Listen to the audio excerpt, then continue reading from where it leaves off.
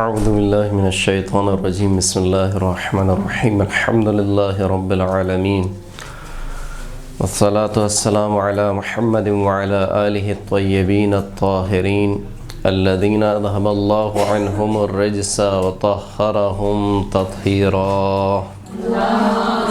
اللہم صل علی محمد وآل محمد واللعنة الدائمة على أعدائهم أجمعين أما بعد فقد قال الإمام المعصوم تفقهوا في الحلال والحرام إلا وأنتم أعراب.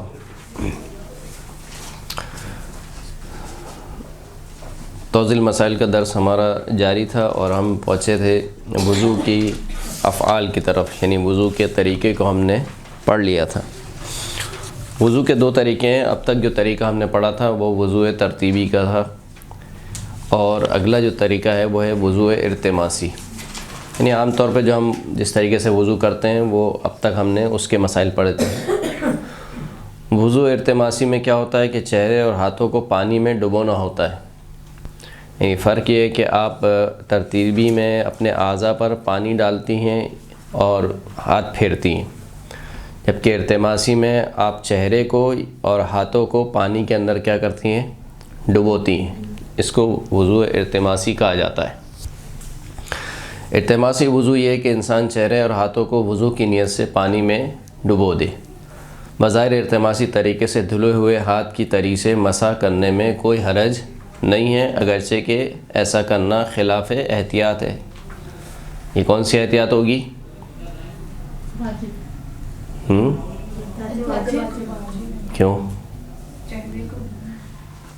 کیوں احتیاط واجب ہوگی؟ بظاہر ارتماسی طریقے سے دھلے ہوئے ہاتھ کی تری سے مسح کرنے میں کوئی حرج نہیں، اگرچہ ایسا کرنا خلاف احتیاط ہے. کیوں احتیاط مستحب؟ کیونکہ سر اس میں ہے نا کہ مسح کرنے خلاف احتیاط ہے.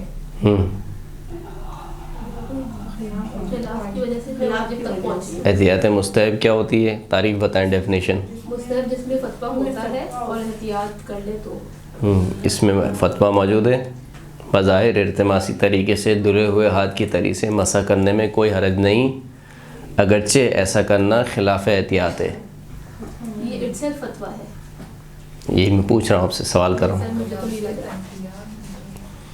وہ احتیاط مستحب فتویٰ دے چکے ہیں، یعنی کیونکہ جب کہا کہ بظاہر ارتماسی طریقے سے دھلے ہوئے ہاتھ کی تری سے مسح کرنے میں کوئی حرج نہیں، یعنی یہ فتویٰ ہے، یعنی کوئی حرج نہیں، اگرچہ کہ ایسا کرنا خلاف احتیاط ہے. یعنی فتوے کے ساتھ احتیاط ہے، تو کون سی احتیاط ہوگی؟ احتیاط مستحب، جس پر عمل کرنا ضروری نہیں ہے، اگرچہ کہ عمل کرے تو بہتر ہے. عمل کرے گا تو کیا کرنا پڑے گا؟ رجوع کرنا پڑے گا.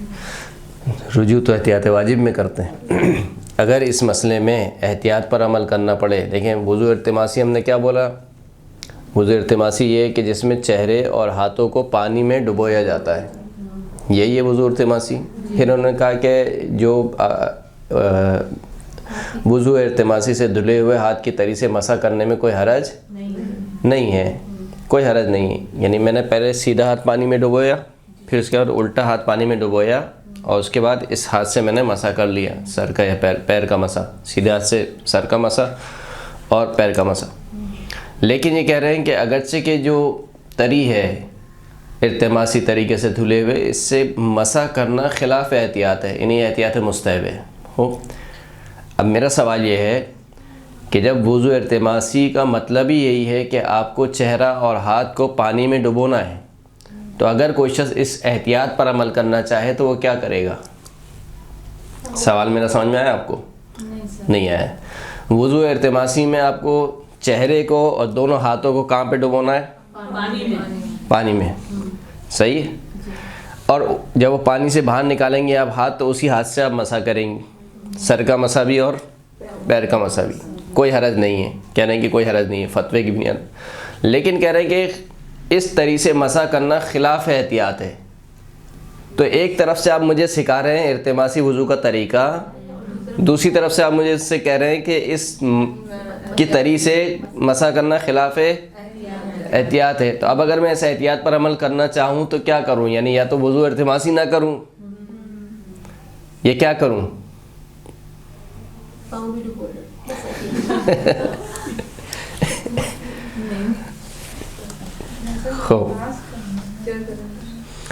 خوب بظاہر یہ لگتا ہے کہ اس میں تمیز کا قائل ہو، یعنی چہرے کو التماسی طریقے سے دھوئے لیکن ہاتھوں کو ترتیبی طریقے سے، یعنی نارمل طریقے سے جیسے ہم دھوتے ہیں ویسے دھوئے. جیسے کہ مسئلہ ابھی رہا آگے کہ اگر کوئی شخص بعض اعضاء کو وضو التماسی طریقے سے اور بعض کا غیر التماسی طریقے سے کرے تو کوئی حرج نہیں ہے. یعنی مثال کے طور پر چہرے کو جو ہے وہ التماسی طریقے سے دھوئے اور سیدھے ہاتھ کو یا الٹے ہاتھ کو جو ہے وہ عام نارمل طریقے سے جیسے ہم دھوتے ہیں ویسے دھوئے. صحیح، تو کوئی حرج نہیں ہے، وضو صحیح ہے. صحیح. اسی طریقے سے اگر الٹا کام کرے، یعنی چہرے کو نارمل طریقے سے دھوئے اور ہاتھوں کو التماسی طریقے سے دھوئے، تب بھی کوئی پرابلم نہیں ہے، مسئلہ نہیں ہے. التماسی وضو میں بھی چہرہ اور ہاتھ اوپر سے نیچے کی طرف دھونے چاہیے. التماسی طریقے میں بھی آپ کیا کریں گے؟ چہرہ اور ہاتھ آپ کو اوپر سے نیچے دھونے، یعنی آپ چہرے کو پیشانی کی طرف سے ڈالیں گی پانی میں اور پھر ایسے کر کے نکالیں گی تاکہ پیشانی کی طرف سے دھلتا ہوا تھوڑی کی طرف تک آ جائے پانی.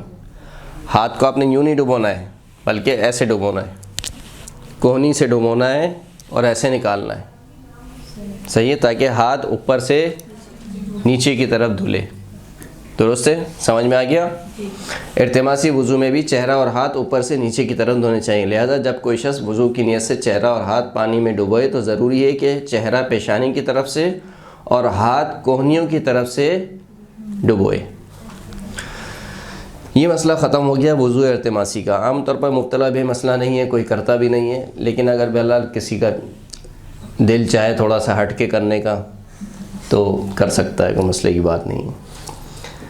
وضو کی مستحب دعائیں ہیں، یہ دعائیں آپ پڑھتی بھی ہوں گی انشاءاللہ، خود پڑھ بھی لیں گی. اس کا ترجمہ بھی آپ کو یقیناً آتا ہوگا یا لکھا ہوگا. یہ مستحب دعائیں بہرحال پانی کو دیکھے تو یہ دعا پڑھے، جب کلائیوں تک ہاتھ کو دھوئے تو یہ دعا پڑھے، پھر اس کے بعد کلی کرے تو یہ دعا پڑھے، ناک میں پانی ڈالے تو اس وقت یہ دعا پڑھے. یعنی ہر اعضائے وضو کو دھونے سے پہلے دعا، یعنی دھوتے وقت جو ہے وہ یہ دعائیں پڑھے. وضو کے صحیح ہونے کی شرائط. پہلی شرط یہ ہے کہ وضو کا پانی پاک ہو. جیسے کہ پہلے ہی بیان ہو گیا کہ نجس پانی سے نہ وضو غسل ہوتا ہے، نہ ہی نجس پانی کسی چیز کو پاک نہیں کرتا، پاک بھی نہیں کرتا ہے. یعنی نہ اس سے، اگر ٹیکنیکل لینگویج میں ہم گفتگو کریں، اصطلاحی گفتگو کریں، تو نجس پانی سے نہ طہارت حدث حاصل ہوتی ہے نہ طہارت خبث. طہارت حدث کس کو بولتے ہیں؟ یعنی وضو اور غسل کو. خبث کی طہارت بولتے ہیں وضو و غسل. اور حدث کی حلوے والی ہے دال اور سے حدث کی طہارت جو ہے وہ کس سے حاصل ہوتی ہے؟ وضو یا غسل سے. صحیح. یعنی مثال کے طور پر کوئی شخص واش روم سے آیا ہے، یعنی قضائے حاجت کر کے آیا ہے، تو اس سے حدث انجام پا گیا ہے. کہیں گے اصطلاح میں کیا کہیں گے کہ اس سے حدث سرزد ہو گیا ہے. اب اس حدث سے طہارت کیسے ملے گی؟ وضو کرے گا، یا اگر وہ حدث ہے کہ جس کی طہارت جو ہے غسل کے ذریعے سے ہوتی ہے تو پھر غسل کرے گا. اس کے مقابل میں خبث، خے بے اور سے، خبائث سے، خبث یعنی نجاسات سے جو طہارت حاصل ہوتی ہے. مثلا ہاتھ پہ پیشاب لگ گیا، ہاتھ پر خون لگ گیا مثال کے طور پر، یہ جو نجاسات آئیں گی 11 یا 12 جتنی بھی نجاسات ہم نے پڑھی ہیں، ان سے جو طہارت حاصل ہوتی ہے اس کو بولتے ہیں طہارت خبث، طہارت از خبث. تو نجس پانی سے نہ وضو اور غسل ہوتا ہے سمپل زبان میں، نہ ہی جو ہے وہ کوئی چیز پاک ہوتی ہے. تو پہلی شرط ہے کہ وضو کا پانی پاک ہو. ایک قول کی بنا پر وضو کا پانی ایسی چیزوں سے مثلا حلال گوشت، حیوان کے پیشاب، پاک مردار، زخم کی ریم سے آلودہ ہو. یعنی ایسا پانی بھی نہ ہو کہ ہے تو پاک لیکن عام طور پر انسان کو گھن آتی ہے. مثلا کسی پانی میں کوئی حلال گوشت جانور پیشاب کر دے، مثال کے طور پر کوئی بکرا بکری مثال کے طور پر پیشاب کر دے، پاک ہے وہ پانی پاک ہے، اور مثال کے طور پر اس کا پیشاب بھی اتنا زیادہ نہیں ہے کہ آپ کا مضاف ہو گیا ہے، پانی بھی مضاف بھی نہیں ہوا اور پانی پاک بھی ہے، لیکن بہرحال اس پانی سے لوگ گھن آتے ہیں.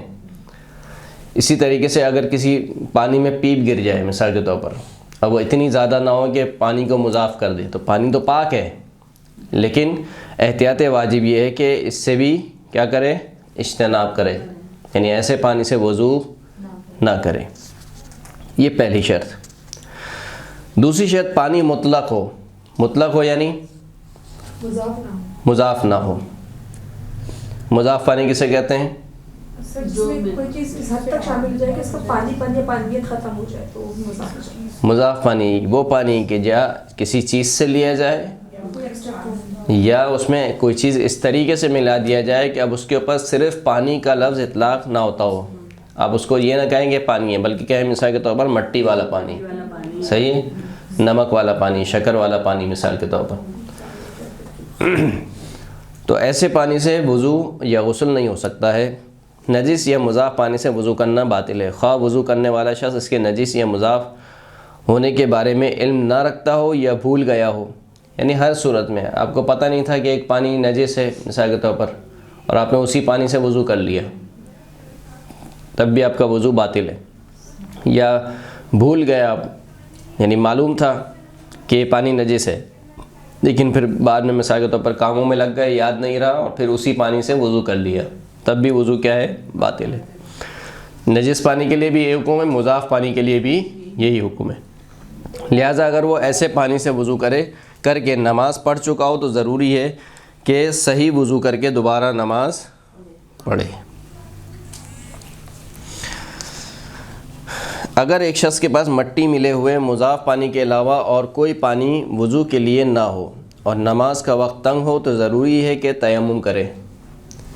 یعنی ایک پانی ہے اور اس میں مٹی ملی ہوئی ہے، مضاف پانی ہے، اس کے علاوہ اور کوئی پانی نہیں ہے، اور نماز کا وقت بھی نکل رہا ہے، تو پھر اس کا وظیفہ کیا ہے؟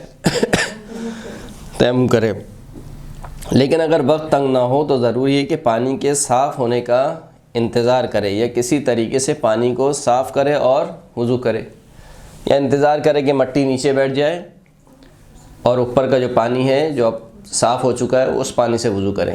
یا مثال کے طور پر اگر چھان سکتا ہے پانی کو تو پانی کو چھان لے، یا کسی بھی طریقے سے پانی کو صاف کر سکتا ہے صاف کرے.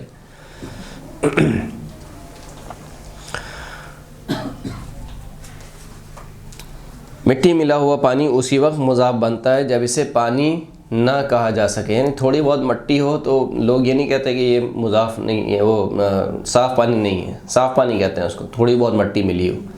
اور کیونکہ ہم نے پہلے ہی بتایا تھا کہ مضاف پانی کا معیار کیا ہے کہ عرف میں اس کو صاف پانی نہ کہا جائے، عرف عام میں. اب چاہے آپ کو اس کے اندر تھوڑی بہت مٹی نظر آ رہی ہو، لیکن عرف یہ کہتا ہے کہ یہ صاف پانی ہے تو وہ صاف پانی شمار ہوگا، یعنی مطلق پانی شمار ہوگا.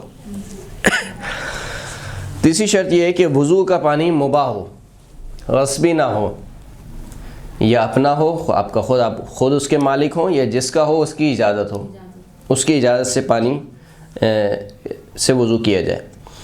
ایسے پانی سے وضو کرنا جو غصب کیا گیا ہو یا جس کے بارے میں علم نہ ہو کہ اس کا مالک اس کے استعمال پر راضی ہے یا نہیں، حرام بھی ہے اور باطل بھی ہے. صحیح، وضو بھی باطل ہے اور اس کا فعل بھی جو ہے وہ حرام ہے. علاوہ ازیں اگر چہرے اور ہاتھ سے وضو کا پانی غصب کی ہوئی جگہ پر گرتا ہو، یا وہ فضا جس میں وضو کر رہا ہے غصبی ہے اور وضو کرنے کے لیے کوئی اور جگہ بھی نہ ہو، تو اس شخص کا فریضہ تیمم ہے. ایک شخص ہے کہ جس کا پانی غصبی نہیں ہے، پانی مباح ہے، لیکن جب وہ وضو کر رہا ہے تو اس کا جو پانی گرتا ہے وہ غصبی جگہ پہ گرتا ہے، وہ اس کے اپنی جگہ نہیں ہے، یا جو مالک ہے وہ راضی نہیں ہے کہ یہاں پر بیٹھ کے آپ وضو کریں مثال کے طور پر. یا جو فضا ہے وہ فضا غصبی یعنی کسی اور کی ہے، آپ کی اپنی نہیں، یعنی پانی آپ مثال کے طور پر خود اپنے گھر سے جگ سے لے کر آئے ہیں، صحیح ہے، لیکن جس فضا میں آپ وضو انجام دے رہے ہیں مثال کے طور پر مدرسہ القائم میں، وہاں پر آپ پہ پابندی لگی ہے کہ بھئی آپ یہاں پر وضو نہیں کر سکتے مثال کے طور پر، تو فضا کیا ہے؟ غصبی ہے. تو ایسی صورت میں اگر اس کے پاس کوئی دوسری جگہ نہ ہو کہ جہاں پر وہ جا کر وضو انجام دے سکے، تو پھر اس کا وظیفہ کیا ہے؟ تیمم کرے گا. اور اگر پتہ ہی نہ ہو کہ غصبی ہے اور کر لیا وضو، جی آ رہا ہے مسئلہ، آ رہا ہے اس کا. لیکن اگر دونوں صورتوں میں گناہ کا ارتکاب کرتے ہوئے اسی جگہ وضو کر لے تو اس کا وضو صحیح ہے. ان دو صورتوں میں کہ جب وضو کا پانی کسی غصبی جگہ پر گرتا ہو یا جس جگہ بیٹھ کر وضو کر رہا ہو وہ غصبی ہو، ان دو صورتوں میں پانی اس کا خود کا اپنا ہے، یہ جس کا ہے اس کی اجازت ہے، پانی کی اجازت ہے، پانی مباح ہے. لیکن وضو کا پانی غصبی جگہ پہ گر رہا ہے یا جس جگہ پر بیٹھ کے وضو کر رہا ہے وہ غصبی ہے. ان دونوں صورتوں میں اگرچہ کہ اس نے فعل حرام کا مرتکب ہوا ہے، لیکن کیونکہ اس نے پانی جو استعمال کیا ہے وہ خود کا اپنا پانی ہے، مباح پانی ہے، اس سے وضو جو کرے گا وہ وضو صحیح ہوگا. وضو خانے یا کسی مدرسے کے ایسے حوض سے وضو کرنے میں کوئی حرج نہیں جس کے بارے میں یہ علم نہ ہو کہ آیا وہ تمام لوگوں کے لیے وقف کیا گیا ہے یا صرف مدرسے کے طلباء کے لیے وقف ہے. مثال کے طور پر مدرسہ القائم میں آپ یہاں پر آتے ہیں، صحیح ہے، اب کوئی اور شخص بھی آپ کے ساتھ آیا ہوا ہے، آپ تو یہاں پر طلاب ہیں یہاں کی، یعنی طالب علم ہے، لیکن آپ کے ساتھ مثال کے طور پر کوئی شخص آیا ہوا ہے، وہ بیٹھا ہوا باہر انتظار کر رہا ہے کہ آپ کے ساتھ واپس جائے گا. اب اگر اس کو یہ مسئلہ پیش آ گیا، نماز نہیں پڑھی ہے اس نے اور وہ وضو کرنا چاہ رہا ہے اسی مدرسے کے پانی سے مثال کے طور پر، تو اگر اس کو معلوم نہ ہو کہ آیا یہ جو مدرسے کا وضو ہے، یہ غسل خانہ ہے یا جو بھی ہے، یہ صرف ان لوگوں کے لیے وقف ہے کہ جو مدرسے کے طالب علم ہیں، ان کے علاوہ اور کوئی وضو نہیں کر سکتا، اگر ایسا ہو تو اس کے لیے وضو کرنا درست نہیں ہے. لیکن اگر اس کو معلوم نہ ہو اور وہ دیکھ رہا ہو کہ عام لوگ بھی اسی طریقے سے آتے جاتے ہیں، وضو کرتے ہیں، ان کو کوئی منع نہیں کرتا ہے، یعنی اس مدرسے میں دوسرے لوگ آتے ہیں باہر کے لوگ، طالب علموں کے علاوہ باہر کے لوگ بھی آتے ہیں، وہ اس مدرسے سے وضو کرتے ہیں، کوئی ان کو منع نہیں کرتا ہے، تو پھر کوئی حرج نہیں ہے، اس سے وضو کرے گا، اسی وضو سے نماز بھی درست ہے. وضو خانے یا کسی مدرسے کے ایسے حوض سے وضو کرنے میں کوئی حرج نہیں کہ جس کے بارے میں یہ علم نہ ہو کہ آیا وہ تمام لوگوں کے لیے وقف کیا گیا ہے یا صرف مدرسے کے طلباء کے لیے وقف ہے.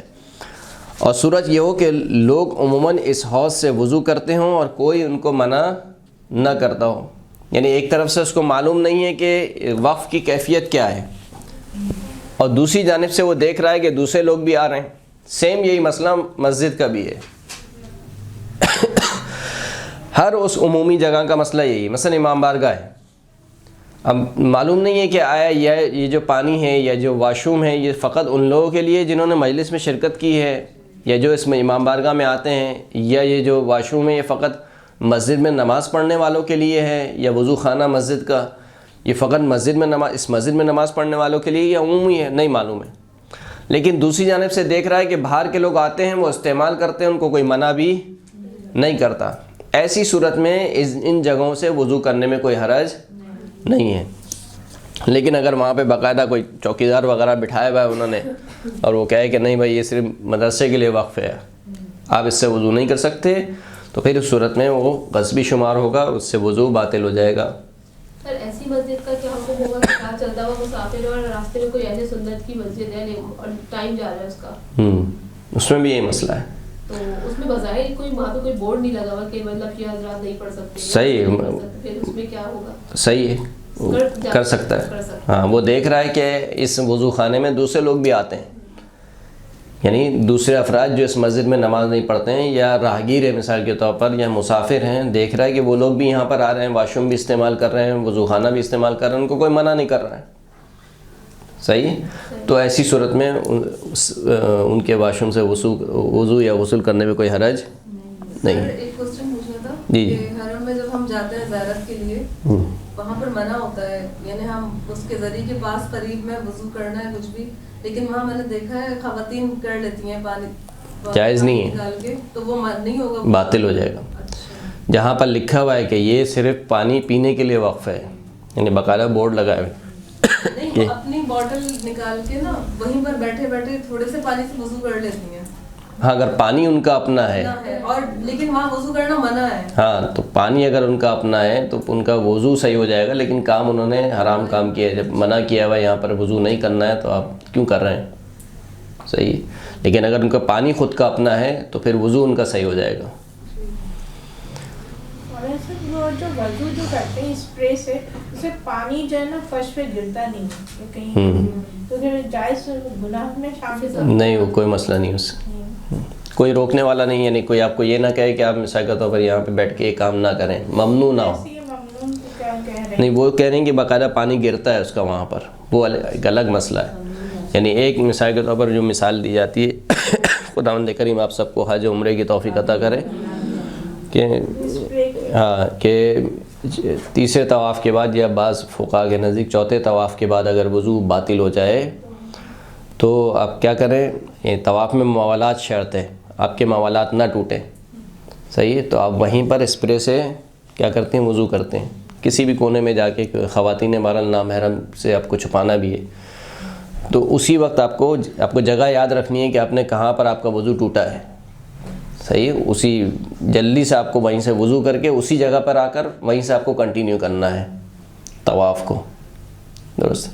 تو اب اگر ایسے ماحول میں دیکھا ہے یا حرم میں، مثال کے طور پر امام علی رضا علیہ الصلوۃ والسلام کے حرم میں، خدا کو سب کو زیارت نصیب کرے، بالخصوص وہاں عورتوں کے جو پورشن ہے بہت رش ہوتا ہے وہاں پر، اور جو خاتون ایک مرتبہ چلی جاتی ہیں اندر مثال کے طور پر، اب یعنی اتنی دیر بعد اس کو اگر موقع ملا ہے زری کا اور وہیں پر اس کا وضو باطل ہو جاتا ہے، یا نماز پڑھنے کا موقع ملا ہے وہاں پر اس کا وضو باطل ہو جاتا ہے، اب اگر وہ دوبارہ جائے تو واش روم بہت دور ہے یا وضو خانہ بہت دور ہے، تو وہاں پر اسپرے وغیرہ سے اب کوئی منع بھی نہیں کرتا ہے، وہاں پر اسپرے سے وضو کرنے میں کوئی منع نہیں کرتا، لیکن باقاعدہ جو دوسری جو صورتحال بتا رہے ہیں کہ باقاعدہ بوٹل سے پانی لے کے اس سے وضو کیا جائے، اچھی بات ہے، قالین بچھا ہوا ہے وہاں پر یا دوسری اور چیزیں ہیں، وہ یقیناً آپ کو منع کریں کہ یہ کام آپ یہاں پر نہ کریں۔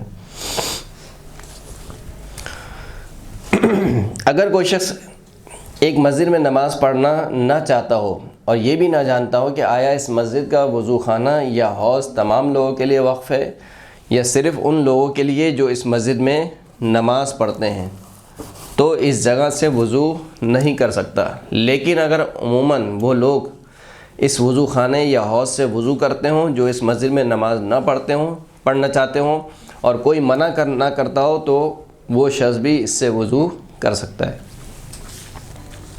جیسا کہ مسئلہ ہم نے پہلے بیان کر دیا آپ کی خدمت میں کہ اگر صورتحال یہ ہو کہ اس کو معلوم نہ ہو کہ آیا یہ تمام لوگوں کے لیے وقف ہے یا صرف ان لوگوں کے لیے وقف ہے جو اس مسجد میں نماز پڑھتے ہیں، اور وہ دیکھ بھی رہا ہو دوسری جانب سے کہ دوسرے لوگ جو اس مسجد میں نماز نہیں پڑھتے وہ بھی یہاں سے وضو کر رہے ہیں یا واش روم استعمال کر رہے ہیں اور کوئی ان کو منع نہیں کر رہا ہے، تو ایسی صورت میں اس مسجد سے وضو کرنے میں کوئی حرج نہیں ہے۔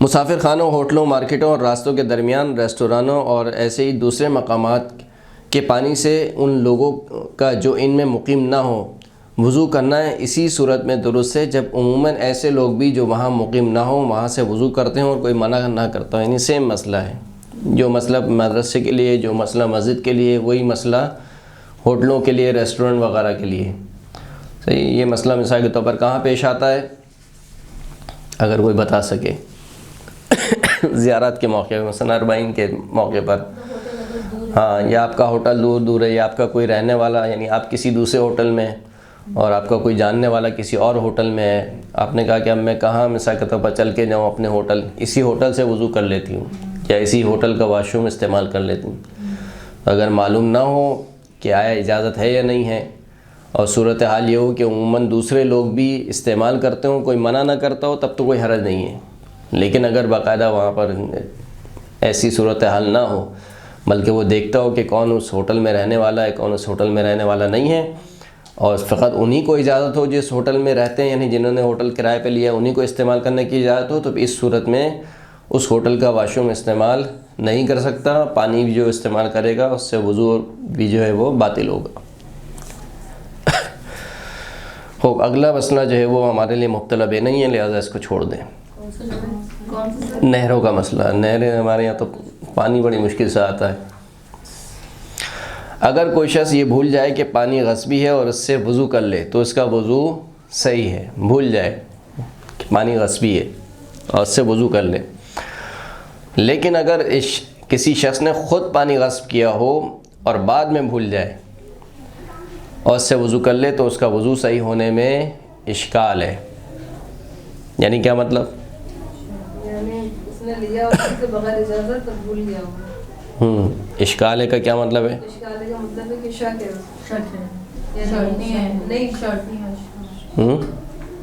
اشکال ہے کا مطلب کیا ہے؟ پہلے درس میں سب سے پہلے بتایا تھا، اشکال ہے جب مجتہد کسی مسئلے میں کہے کہ اشکال ہے تو اس کا مطلب کیا ہوتا ہے؟ اس کا مطلب ہے کہ احتیاط واجب ہے یہاں پر مجتہد نے لگائی ہے، یعنی احتیاط واجب کی بنا پر اس کا وضو صحیح نہیں ہے۔ اگر کسی شخص نے خود پانی غصب کیا ہو اور پھر کیا ہو، بھول جائے،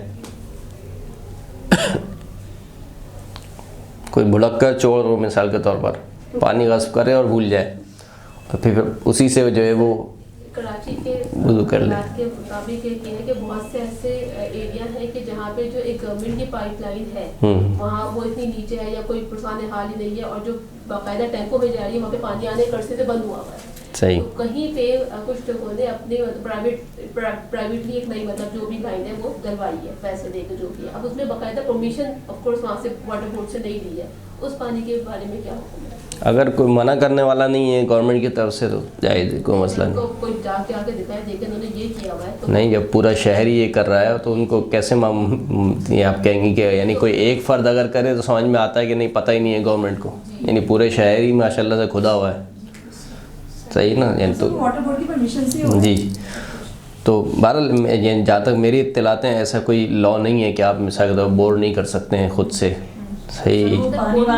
بورنگ کی بات نہیں کر رہی ہوں، پوری واٹر بورڈ کی ہی لائن انلیگل کر دی ہے، سمجھ لیں انلیگل اس لیے کہ ان کو انوالو نہیں کیا، ان کو بارہا کہہ کے تھک گئے کہ بڑے جلدی اس کو صحیح کر دو، وہ نہیں کر رہا۔ بہرحال وہ خود گورنمنٹ والے انوالو ہیں، وہ جبھی تو ہو رہا ہے نا کام۔ آپ بری ذمہ ہو گئی کہ ہم دیکھیں ایک چیز یہ ہے کہ جو قانون کی جو مخالفت ہے وہ آیت اللہ سستانی اس کو جائز قرار نہیں دیتے ہیں، وہ قانون جو کہ عام لوگوں کی مصلحت کے لیے بنا ہو، یعنی ایسا قانون جو کسی شرعی حکم سے بھی نہ ٹکراتا ہو اور اس کی نوعیت یہ ہو کہ مصالح عامہ جسے بولتے ہیں، یعنی اسے کیا بولیں گے انگلش میں یا اردو میں، یعنی عمومی مفاد کے لیے وہ بنایا ہو۔ باہمی متفقہ مثال کے طور پر ٹریفک سگنل کے قانون کہ بھائی آپ کو ریڈ ہو جائے تو آپ کو روکنی ہے گاڑی، رول اور ریگولیشن، صحیح نا؟ یہ لوگ پانی کا ٹیکس لیتے ہیں نا ہم سے، جی جی، ہم ٹیکس دیتے ہیں تو ہم کہیں سے بھی پانی لیں۔ عوام کا یہ نا چوری ہو رہا ہے۔ ہاں سب تو نہیں، اگر منع ہو وہ بہرحال سیاسی گفتگو منع ہے، جو بھی پانی استعمال کر رہے ہیں اس کا ٹیکس پے کر رہے ہیں ہم لوگ۔ جی ہو مسئلہ حل ہو گیا، چلیں آگے۔ اگر وضو کا پانی تو اس کا اپنا ہو لیکن غصبی برتن میں ہو، پانی خود کا اپنا ہے لیکن غصبی برتن میں، خیر مبتلا بے مسئلہ نہیں ہے اس کا، لیکن پھر چلا پڑھنا شروع کر دیا تو میں پڑھ دیتا ہوں۔ پانی خود کا اپنا ہے لیکن برتن کسی اور کا ہے، صحیح، یعنی مثال کے طور پر پرانے زمانے کی بات ہو رہی ہے کہ وہ گیلن اٹھا کے لاتا ہے، یہ جو بھی مٹکا اٹھا کے لاتا ہے، پھر چلا کسی دوسرے کا مٹکا لے آیا اور اس میں پانی بھر لیا، پانی خود کا اپنا ہے لیکن مٹکا کسی اور کا ہے، یا وہ گیلن جو ہے وہ کسی اور کا ہے مثال کے طور پر، اور اس شخص کے پاس اس کے علاوہ اور کوئی پانی نہ ہو تو اگر وہ اس پانی کو شرعی طریقے سے دوسرے برتن میں انڈیل سکتا ہو تو اس کے لیے ضروری ہے کہ اسے کسی دوسرے برتن میں انڈیلے شرعی طریقے سے۔ شرعی طریقے سے کیا مطلب ہے؟ شرعی طریقے کا مطلب یہ ہے کہ آپ کو ایسا طریقہ استعمال کرنا ہے، ایسا طریقہ اپنانا ہے کہ پانی بھی انڈل جائے اور اس برتن میں تصرف بھی صدق نہ آئے، یعنی یہ نہ کہا جائے کہ آپ نے یہ غصبی برتن استعمال کیا ہے، کیونکہ غصبی برتن استعمال کرنا کیا ہے؟ حرام ہے، درست ہے؟ کسی دوسرے کا برتن جو اجازت نہ ہو، اجازت کے بغیر، اور معلوم ہو کہ وہ راضی نہیں ہے آپ کے استعمال کرنے سے، استعمال کرنا کیا ہے؟ حرام ہے۔ اب اس کے استعمال کرنے میں مختلف ہر قسم کا استعمال آ جاتا ہے، صحیح، اس میں سے کچھ کھانا، اس میں سے کچھ پینا، اس کو کسی اور کام کے لیے استعمال کرنا، تو ان استعمالات میں سے ایک استعمال یہ بھی ہے کہ آپ مثال کے طور پر برتن کو اٹھائیں اور اس برتن کا پانی دوسرے پانی میں ڈالیں، یہ بھی ایک استعمال ہے بہرحال۔ تو اگر آپ ایسا طریقہ اختیار کر سکتے ہیں کہ اس برتن کا پانی بھی دوسرے برتن میں چلے جائے اور استعمال کرنا بھی صادق نہ آئے، آپ اتنے ماہر ہوں، سر یہ کیسے ہو سکتا ہے؟ ہاں صحیح ہے، بہرحال کوئی نہ کوئی طریقہ ہوگا شاید اس کا۔ تو جو ہے وہ آپ کو یہی کام کرنا ہے کہ آپ کو پانی انڈیلنا ہے دوسرے برتن میں، یعنی اپنے برتن میں یا مباح برتن میں، اور پھر اس سے وضو کرنا ہے۔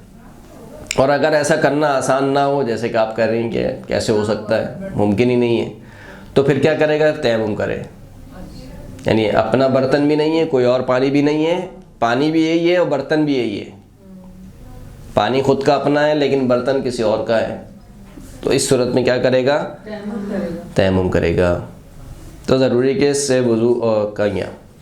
اور اگر اس کے پاس اس کے علاوہ دوسرا پانی موجود ہو تو ضروری ہے کہ اس سے وضو کرے، اور اگر ان دونوں صورتوں میں وہ صحیح طریقے پر عمل نہ کرتے ہوئے اس پانی سے جو غصبی برتن میں ہے وضو کر لے تو اس کا وضو صحیح ہے.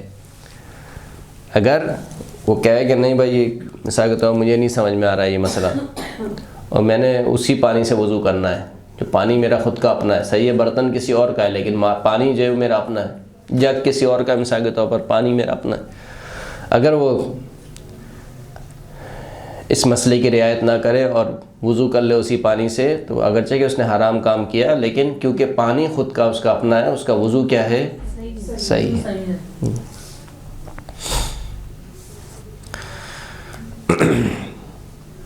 خوب، آگے کے دو مسئلے بھی وہ بھی اتنے مطلب نہیں ہیں، اس کو چھوڑ دیجئے، آگے چلیے. وضو کے اعضاء دھوتے وقت، یعنی چوتھی شرط ہے یہ وضو کے صحیح ہونے کی چوتھی شرط. اب تک ہم 3 شرطیں پڑھ چکے ہیں، پانی پاک ہو، مطلق ہو اور مباح ہو، 3 شرطیں. چوتھی شرط یہ ہے کہ وضو کے اعضاء دھوتے وقت اور مسح کرتے وقت پاک ہوں. جس وقت آپ وضو کے اعضاء دھو رہے ہیں وہ وضو کے اعضاء پاک ہونے چاہیے، اور جن اعضاء کو مسح کرنا ہے وہ اعضاء بھی مسح کے وقت کیا ہونا چاہیے؟ پاک ہونے چاہیے.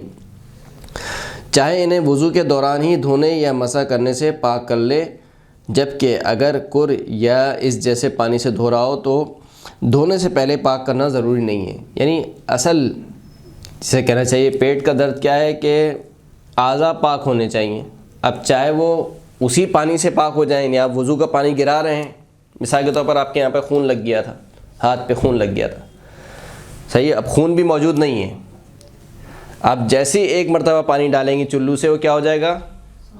پاک ہو جائے گا. آپ وضو کے لیے پانی ڈال رہے ہیں لیکن خود بخود وہ پاک بھی ہو رہا ہے. تو ضروری نہیں ہے کہ پہلے آپ پاک کریں پھر اس کے بعد وضو کی نیت سے پانی ڈالیں، بلکہ وہی جو وضو کی نیت سے آپ پانی ڈال رہی ہیں اسی سے وہ کیا ہو جائے گا؟ پاک ہو جائے گا. اور اگر کر پانی سے انسان وضو کر رہا ہے تو بہت ہی آسان ہے، صحیح.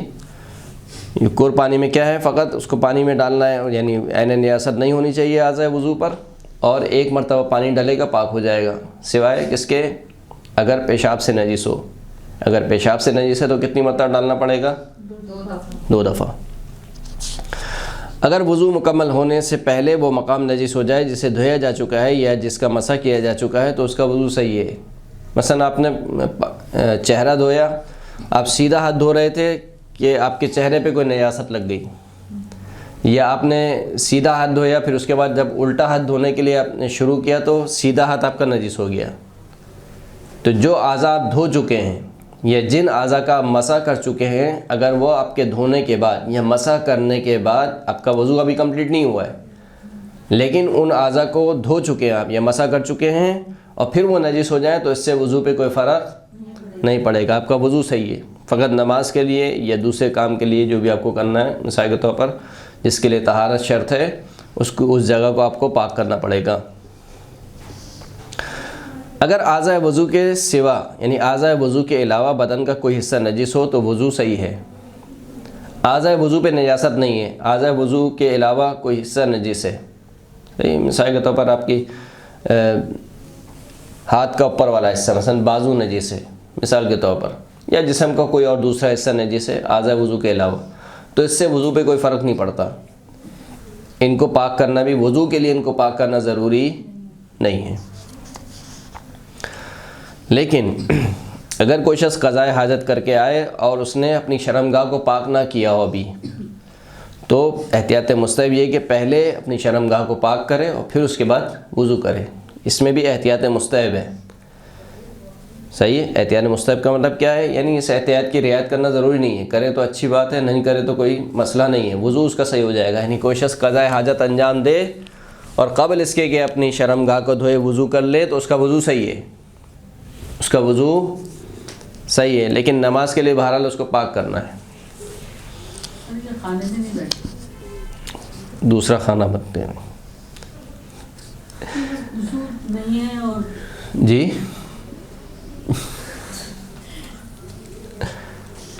ہو. اگر وضو کے اعضاء میں سے کوئی عضو نجس ہو اور وضو کرنے کے بعد شک گزرے کہ آیا وضو کرنے سے پہلے اس عضو کو دھویا تھا یا نہیں تو وضو صحیح ہے، لیکن اس نجس مقام کو دھو لینا ضروری ہے۔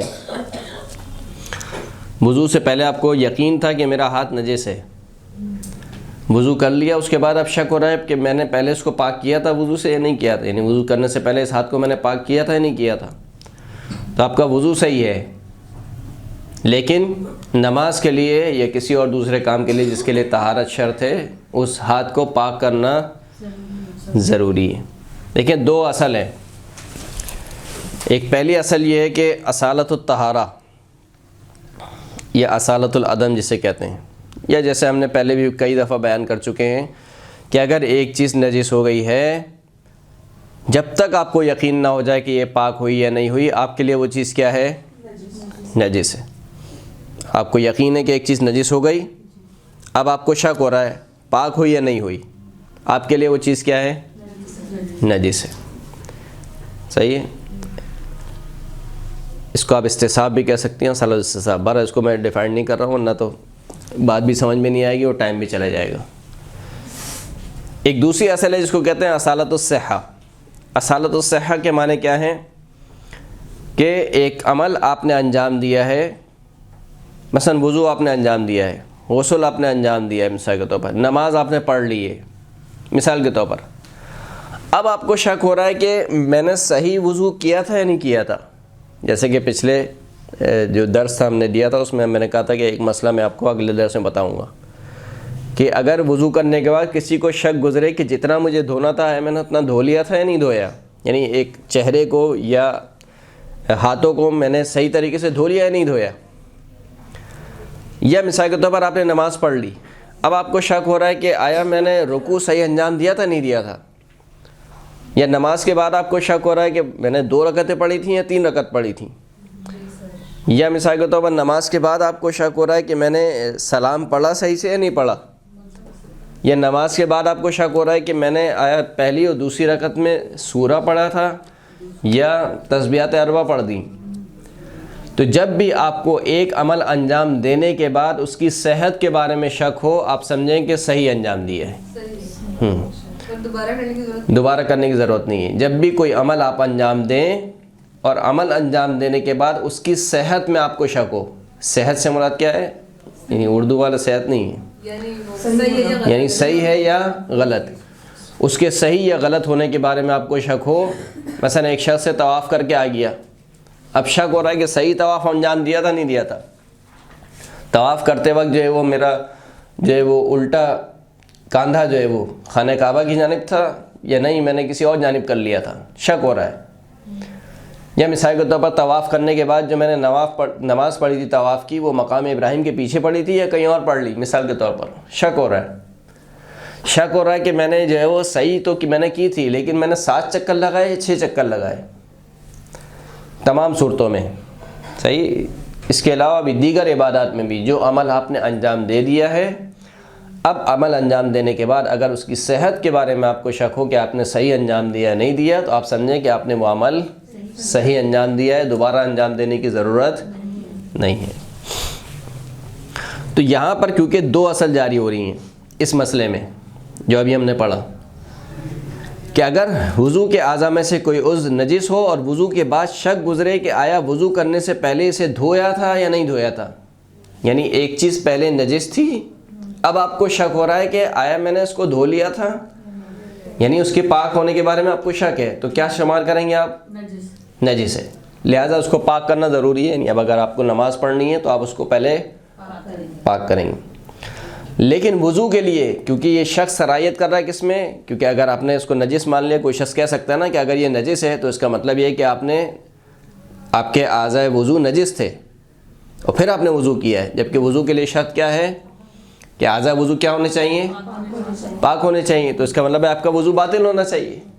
لیکن کیونکہ آپ کو شک ہے، یقین نہیں ہے، شک ہے، اور شک یہ صلاحیت کر رہا ہے کہ آیا میں نے وضو صحیح کیا یا نہیں کیا، تو جب بھی عمل انجام دینے کے بعد آپ کو کسی عمل کے صحت کے بارے میں شک ہو تو آپ کیا سمجھیں گی؟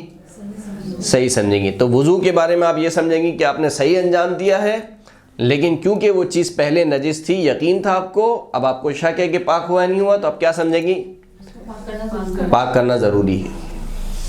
واضح انشاءاللہ؟ انشاءاللہ. ہو. اگر کسی کے چہرے یا ہاتھوں پر کوئی ایسی خراش یا زخم ہو جس سے خون نہ رکتا ہو اور پانی اس کے لیے مضر نہ ہو، تو ضروری ہے کہ اس عضو کے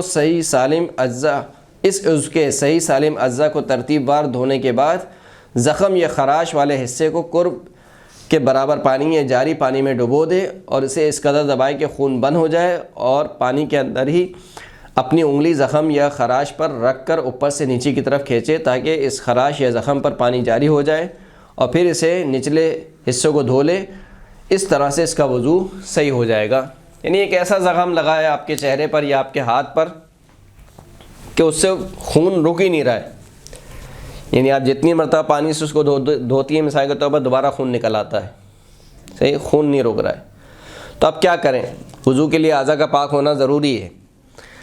تو ایسی صورت میں فرماتے ہیں کہ آپ اس عضو کو کور پانی یا جاری پانی میں ڈبوئیں، اور ڈبونے کے بعد اس کو دبائیں، یعنی جہاں پر جو زخم کی جگہ ہے اس کو اتنا دبائیں کہ کچھ لمحے کے لیے ٹھہر جائے خون، کچھ لمحے کے لیے، اور پھر اس کے اوپر آپ پانی کے اندر ہی ہاتھ پھیر دیں، پھر چاہے اس کے بعد دوبارہ خون نکل آئے، مسئلہ نہیں ہے، وضو آپ کا ہو جائے گا، وضو آپ کا ہو جائے گا.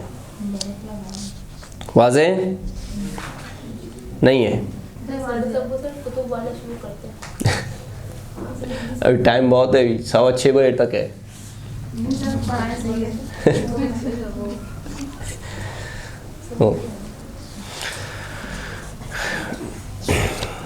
چلیں یہ صفحہ کمپلیٹ کریں، اس کے بعد انشاءاللہ. وضو کرنے اور نماز پڑھنے کے لیے وقت کافی ہو. وضو پڑھنے اور نماز پڑھنے کے لیے وقت کیا ہو؟ کافی ہو. اگر وقت کم ہو آپ کے پاس اور پھر آپ نے وضو کر لیا تو آپ کا وظیفہ کیا تھا؟ تیمم تھا. جی 5واں. اگر وقت اتنا کم ہو کہ وضو کرے تو ساری کی ساری نماز یا اس کا کچھ حصہ وقت کے بعد پڑھنا پڑے تو ضروری ہے کہ تیمم کر لے. لیکن اگر تیمم اور وضو کے لیے تقریباً یکساں وقت درکار ہو تو پھر کیا کرے؟ وضو کرے. جیسے فجر کی نماز میں عموماً ہوتا ہے انسان لیٹ اٹھتا ہے، دیکھا کہ 1 منٹ باقی ہے قضا ہونے میں. اب اگر وضو کرے گا تو یا تو پوری نماز قضا ہو جائے گی، یا مثال کے طور پر 1 رکعت یا آخری سجدہ، یا مثال کے طور پر آدھی رکعت جو ہے وہ قضا ہو جائے گی. تو اس صورت میں اس کا وظیفہ کیا ہے؟ تیمم کرے. وضو نہیں کرے گا، تیمم کرے گا. لیکن وضو اور تیمم میں اگر یکساں وقت لگے، یعنی ظاہر سی بات ہے مٹی نہیں ہے، مٹی میں مٹی ڈھونڈے گا، لائے گا، شاید وضو سے زیادہ وقت لگ جائے، یا برابر وقت لگتا ہے وضو اور تیمم میں، تو پھر اس صورت میں کیا کرے گا؟ وضو کرے گا، نماز پڑھے گا. جس شخص کے لیے نماز کا وقت تنگ ہونے کے باعث تیمم کرنا ضروری ہو، اگر وہ قصد قربت کی نیت سے یا کسی مستحب کام مثلا قرآن مجید پڑھنے کے لیے وضو کرے تو اس کا وضو صحیح ہے. اور اگر اسی نماز کو پڑھنے کے لیے وضو کرے تو بھی یہی حکم ہے، سوائے اس کے کہ اسے قصد قربت حاصل نہ ہو. قصد قربت کسے کہتے ہیں؟ قصد قربت کسے کہتے ہیں؟ وہ ہے ریلیکسیشن ہے تھوڑی سی. قصد قربت قربتاً اللہ. میں نماز پڑھتی ہوں قربتاً اللہ، قربتاً اللہ، یعنی یہ نیت کرنا کہ میں اس کام سے اللہ کے قریب ہونا چاہتی ہوں، یعنی اللہ کی رضا سے قریب ہونا چاہتی ہوں. اس کو کہتے ہیں قصد قربت. نہیں، وہ الگ ہے. رجائے مطلوبیت، قصد قربت انہی چیزوں سے ہوتی ہے کہ جس کے بارے میں انسان کو یقین ہو کہ یہ کام شریعت میں ثابت ہے. ایک کام اگر شریعت میں ثابت ہی نہیں ہے، یعنی مجھے معلوم ہی نہیں ہے کہ میرا مولا اور آقا اس کام کو مجھ سے چاہتا ہے یا نہیں چاہتا ہے، تو کیسے قصد قربت ہوگی؟ تو پھر اس صورت میں ہم رجائے مطلوبیت کی نیت سے عمل انجام دیتے ہیں، اس امید سے کہ انشاءاللہ یہ کام خدا کی نگاہ میں مطلوب ہوگا اور خدا مجھے اس پر کیا دے گا؟ اجر و ثواب دے گا. مثلا اعمال لیلۃ الرغائب مثال کے طور پر، صحیح ہے. اسی طریقے سے ابھی آ رہا ہے اعمال ام داؤد مثال کے طور پر. صحیح ہے. جی کہ اگر جیسے مثال کے طور پر فجر کی نماز میں بالکل تھوڑا سا وقت رہ گیا ہو، اتنا کہ وضو کرنے کا ٹائم نہ ہو، تو کیا ہم تیمم کر کے نماز پڑھ سکتے ہیں؟ واجب ہے تیمم کر کے نماز پڑھیں.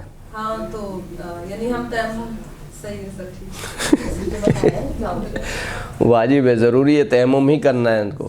آپ کو بتائیں کہ ایک نیند کا لینا ضروری ہوتا ہے کیا چیز؟ شب پڑھنے کے لیے. نہیں، نیند کا لینا ضروری نہیں ہے. نماز شب کے لیے جو ہے وہ خیر آیت اللہ سستانی تو بہت ریلیکس دیا ہے، آپ فوراً عشاء کے بعد بھی پڑھ سکتے ہیں. فوراً عشاء کے بعد پڑھ سکتے ہیں. جی، آیت اللہ سستانی کے مطابق. جبکہ جو ہے وہ کچھ فضیلت کی بھی بات ہوتی ہے. فضیلت جو ہے وہ فجر سے پہلے، جس کو سحر کا وقت کہتے ہیں، جی صحیح ہے، فجر سے تقریباً آدھا گھنٹہ پہلے اس وقت میں پڑھا جائے. اب یہ کہہ رہے ہیں کہ ایک شخص اٹھا اور دیکھا کہ نماز کا وقت بہت کم ہے، اور اس نے دیکھا کہ اب اگر وضو کیا تو کیا ہو جائے گا، نماز قضا ہو جائے گی. لیکن پھر بھی اتنا پکا مسلمان تھا، کہا کہ نماز پڑھوں گا تو وضو کر کے ہی پڑھوں گا. تو اب اس کی نماز کا کیا حکم ہے؟ سر جلدی آیا اس کا وضو صحیح ہے یا وضو صحیح نہیں ہے؟ سر وہ بھی تیمم کی مٹی ساتھ رکھتا ہوگا آپ نے. نہیں کہہ رہا ہے کہ نہیں، وضو سے ہی پڑھنی ہے. کے لیے پانی نہیں پھر صحیح نہیں، پانی سے یعنی معلوم ہے کہ وضو کرے گا تو نماز قضا ہو جائے گی، اس کے باوجود کہا کہ نہیں، میں تو کیسے ہو سکتا ہے، 50 سال میں نے ایک دفعہ تیمم نہیں کیا، اب کیسے ہو سکتا ہے کہ میں تیمم کروں، اور اسی وضو کرے اور پھر نماز پڑھ لے. تو آیا اس کی وضو اور اس کی نماز صحیح ہے غلط ہے؟ سر جب وہ 50 سال سے نماز پڑھ رہا ہے تو اسے یہ بھی پتا ہوگا. نہیں، اگر قضا ہو رہی ہو نماز اور ٹائم ختم ہو رہا ہو تو پھر وضو نہیں کر سکتا نا وہ. لیکن اس نے کہا کہ نہیں، مجھے وضو سے ہی پڑھنی ہے. بس صرف وضو ہی کرنے کا قضا ہو جائے گی، نماز قضا ہو جائے گی. مثلا ایک رکعت قضا ہو گئی، یعنی 2 رکعت نہیں، مثال کے طور پر 1 رکعت وقت کے بعد اس نے پڑھی. کہا صحیح ہے، نہیں میں وضو کر کے ہی پڑھوں گا، کچھ بھی ہو جائے، وضو تیمم کے ساتھ نہیں پڑھوں گا، وضو کر کے ہی نماز پڑھوں گا. اگر اس کو پتا ہے کہ تیمم کر کے تو ایسی صورت میں اگر اس نے وضو کسی اور نیت سے انجام دیا، مثلا اس نماز کے لیے وضو نہیں کیا اس نے، مثلا اس کا ارادہ تھا کہ وہ نماز کے بعد قرآن بھی پڑھے گا، قرآن کے لیے وضو کرنا کیا ہے، مستحب ہے. اس نے اس نیت سے وضو کیا کہ قرآن پڑھنے کے لیے مثال کے طور پر وضو انجام دیتا ہوں قربتاً الی اللہ. یا مثال کے طور پر اس کو ایسا تھا کہ قرآنی آیات کو ہاتھ لگائے گا، قرآنی آیت کو ہاتھ لگانے کے لیے وضو باوضو ہونا ضروری. اس نے اس نیت سے وضو کو انجام، یعنی اس نماز کے علاوہ کسی ایسے کام کی اس نے نیت کی کہ جس کے لیے وضو کرنا جائز ہے یا مستحب ہے، اور اسی نیت سے اس نے وضو انجام دیا ہے، تب تو اس کا وضو صحیح ہے، پھر وہ نماز پڑھ سکتا ہے. نماز پڑھ لے گا. لیکن اگر اسی نماز کی نیت کی ہوگی، نہیں یہ جو نماز ہے اسی نماز کے لیے وضو انجام دیتا ہوں، تو آپ کہہ رہے ہیں کہ کیسے ممکن ہے، یعنی قصد قربت کیسے آئے گا. یعنی ایک جگہ خود مولا اور آقا کہہ رہا ہے کہ تمہیں یہاں پر تیمم کرنا ہے، اور ہم اتنے پکے مسلمان کہ نہیں، ہم کیسے تیمم ہو سکتا ہے. ہاں، تو اب قصد قربت بنے گی یا نہیں بنے گی؟ کہا کہ اگر بن جائے تو اچھی بات ہے، نہیں بنے گی تو پھر نہیں ہو سکتا. درست ہے، جیسے کہ کہتے ہیں کہ ممکن نہیں ہے، محال ہے کہ ایک کام جو خود مولا کے برخلاف ہو، یعنی حکم مولا کے مخالف ہو، کیسے ممکن ہے کہ آپ اس کام سے قصد قربت حاصل کریں؟ جی سر، درست ہے. جب ایک جگہ رعایت مل رہی ہے جی تو اس کو اویل نہیں کرنا سے وضو بھی چاہیے. صحیح نہیں ہوا اور نماز بھی قضا ہو گئی. جی. خوب، یہ 5واں ختم ہو گیا. 6 قربت کی نیت سے وضو کرے، اور اس کے لیے اتنا کافی ہے کہ حکم الہی کے بجابری کے قصد سے کیا جائے. قصد قربت ہونا چاہیے. قصد قربت یعنی اس کو زبان سے کہنا ضروری نہیں ہے، وہ یعنی نیت ہونی چاہیے. فقط یہ اپنے آپ کو ٹھنڈک پہنچانے کے لیے، مثال کے طور پر بہت گرمی پڑ رہی ہے، سوچا وضو کر لوں، تو یہ نیت درست نہیں ہے. خداوند کریم کے حکم کو بجا لانے کے لیے وہ کام انجام دے، اس کو کہتے ہیں قصد قربت. اس کو زبان سے دہرانا یا دل میں دہرانا بھی ضروری نہیں ہے، یعنی نہ زبان سے دہرانا ضروری ہے، نہ مثال کے طور پر 1 سیکنڈ یوں رکے اور پہلے دل میں خیال لائے کہ میں وضو انجام دیتی ہوں. یہ دل میں اس طریقے سے دہرانا بھی ضروری، فقط انسان کا ارادہ کافی ہے. یعنی ارادہ کیسے پتہ چلے گا؟ مثال کے طور پر آپ اٹھ کے اپنے کمرے سے آئیں، واش روم میں کوئی آپ سے پوچھے کیوں آئی ہو، آپ کہیں وضو کرنے آئی ہوں، بس اس کا مطلب ہے کہ آپ کا ارادہ ہے، یہی آپ کا ارادہ ہے. آپ کو زبان سے کہنا یا دل میں دہرانا ضروری نہیں ہے. وضو کی نیت زبان سے یا دل سے میں کرنا ضروری نہیں، بلکہ ایک شخص وضو کے تمام افعال اللہ تعالیٰ کے حکم پر عمل کرنے کے لیے بجا لائے، اتنا ہی کیا ہے، کافی ہے. یہ چھٹا ختم ہو گیا. 7واں وضو اس ترتیب سے کیا جائے جس کا ذکر اوپر ہو چکا ہے. ترتیب سے وضو کرنا ضروری ہے. پہلے چہرہ، پھر اس کے بعد سیدھا ہاتھ، پھر الٹا ہاتھ، پھر سر کا مسح، پھر اس کے بعد سیدھے پاؤں کا مسح، پھر اس کے بعد الٹے پاؤں کا مسح. سر ایک بات تقدیری سر کہ وہ اگر مسح کرتے وقت اگر ہاتھ کا پانی فیس کے اوپر ٹپک جائے تو کوئی حرج تو نہیں ہے اس میں؟ اگر تری بالکل مل جائے کہ ایسی تری جیسے کہا جائے کہ کیونکہ آپ کو ہاتھ کی تری سے کیا کرنا ہے، مسح کرنا ہے، نئی تری نہیں لینی ہے آپ کو، نئی تری نہیں لینی. اگر مل جائے وضو باطل نہیں ہوتا ہے. پھر اس صورت میں آپ کو جو دوسری تری رہ گئی ہے، باقی تری ہاتھ کی، یعنی آپ نے مثال کے طور پر مسح کیا، صحیح ہے، آپ نے ایسے مسح کیا اور ہاتھ یہاں تک آ گیا، تو آپ کے اس حصے میں نئی تری ہے، اس حصے میں وہی تری ہے وضو والی، تو پھر آپ کو اس والی تری سے مسح کرنا ہوگا. یعنی پیر کا جو مسح کریں گی وہ اس تری سے نہیں کریں گی. اب جو نیچے تری باقی رہ گئی ہے اس سے آپ کو مسح کرنا ہے. درست ہے؟ تو وہ مسح ہو جائے گا سر؟ جی مسح ہو جائے گا.